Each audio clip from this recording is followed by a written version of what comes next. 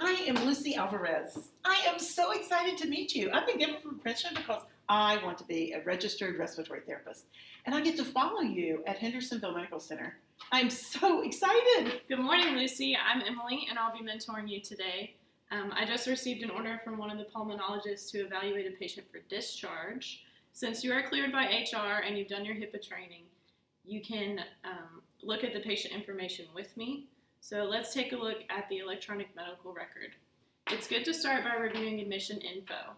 It contains a SOAP, an SOAP, which is a method for documentation that gives us a lot of important info. S stands for subjective, which is the patient's chief complaint. O stands for objective, which are facts about the patient's status, like vital signs. A stands for assessment, which is the physician's diagnosis.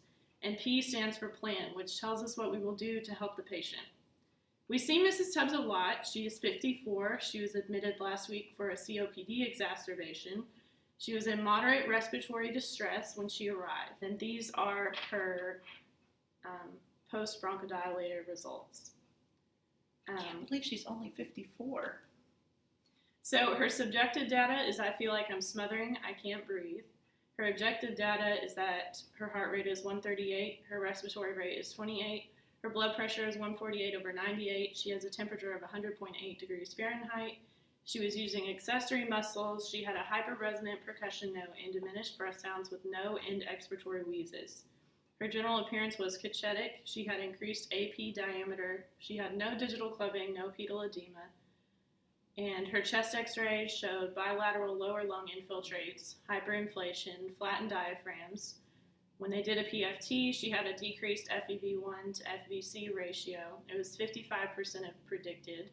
She also had a decreased FEV1 of 35% predicted. And her room air ABG, she had a pH of 7.26, a CO2 of 78, a bicarb of 39, and her oxygen was only 41. Her assessment, she had bronchospasm, pulmonary hyperinflation, acute ventilatory failure on top of chronic ventilatory failure with moderate to severe hypoxemia. The plan is to begin protocols for ventilator management, oxygen therapy, and aerosol therapy. We need to initiate non-invasive positive pressure ventilation with an IPAP of 10, an EPAP of 5, and 24% FiO2. And then we should titrate the FiO2 to maintain an SpO2 of 85% to 88%. She also got a stat 0.5 milliliter albuterol and 3 milliliter nasal normal saline treatment. And then we have to obtain a sputum to gram stain.